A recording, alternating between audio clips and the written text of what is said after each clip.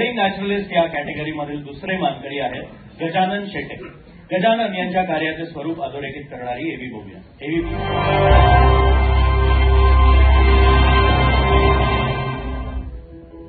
महाराष्ट्रातील आंबोली आणि गोव्यात गजानन हा निसर्ग अभ्यासक म्हणून काम करतोय. सध्या तो हरित धरोवर या संस्थेमध्ये पूर्ण वेळ निसर्ग अभ्यासक म्हणून कार्यरत आहे.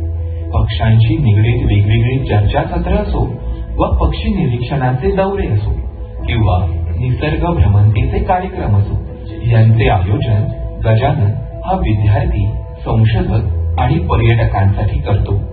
त्यांना जंगलात फिरून तिथल्या पर्यावरणाची ओळख करून देतो.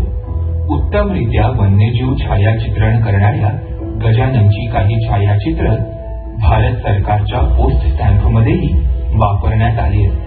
निसर्गप्रेमींना सह्याद्रीच्या जैवविविधतेची ओळख करून देणाऱ्या गजाननला बर्डिंग नॅचरलिस्ट या कॅटेगरीमध्ये दैनिक मुंबई तरुण भारतचा 2025 सालचा SSC युवाकेंद्री टेक्नॉलॉजी प्रस्तुत species and habitat warriors award प्रदान करण्यात येतो. हा पुरस्कार प्रदान करण्यासाठी मी माननीय श्री सर्वेश गर्ग यांना विनंती करतो की त्यांनी मंचावर यावं आणि जोरदार टाळ्यांच्या गजरात स्वागत करूया गजानन शेटे यांचं.